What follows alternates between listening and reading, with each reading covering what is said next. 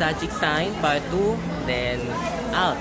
Ayan. Tragic sign part 2, out. Ayan. So here's me vlogging again in advanced mode. Ayan. Advanced. Ayan. Madilim yata dito guys eh. Ayan. Advanced vlog part 2. Ayan.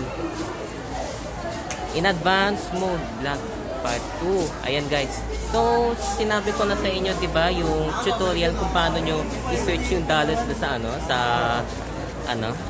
kung paano nyo i-search yung dollars sa TY dollar sign. Ayan. So, ayan.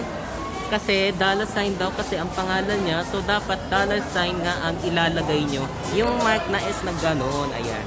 Yung mark ng S na gano'n. So, ang tutorial dyan is i-press nyo yung yung 1, 2, 3 numbers dyan sa may gilid ng keyboard nyo, and then hanapin nyo yung dollar sign, then search dollars, tas IGN.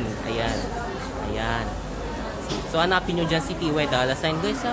Sinasabi, ako nagigigil talaga ako sa mga hindi naghahanap o sa mga walang alam sa keyboard.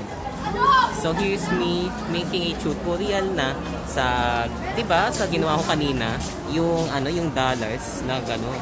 Ayan. Sa dollars ba, kumbaga, na gano'n.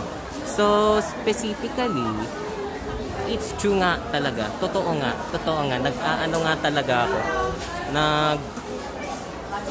Nag-aaral nga ako ng keyboard sa cellphone. So ayun, nakakapag-search na din ako. Tas nag-a-advance ako searching. Ayan.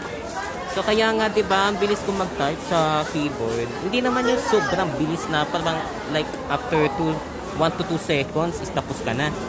Ayun. Hindi naman gano'n. Parang sakto lang yung pagsulat ko sa keyboard. Hindi naman yung sobrang bilis, hindi naman yung sobrang bagal. Ayan, so ang intense talaga ng ganitong mga kaamwala types. Ayan, so tara, masok tayo sa lamang room. Ayan. So, I'm up here. Ayan. Naka-up ako dito guys. Ayan. Sitting down on my own chair. Ayan. Sitting down on my own chair. So, typically, picturean ko na, pakita ko na lang yung upuan dito. Ayan nga, dito. On the bottom is up. But, kaya ako umupo dito sa upuan na to kasi i-end ko na yung vlog ko. Oo, guys. Specifically true. I-end ko na yung vlog ko. Kaya, diba, umupo na ako. Ayan.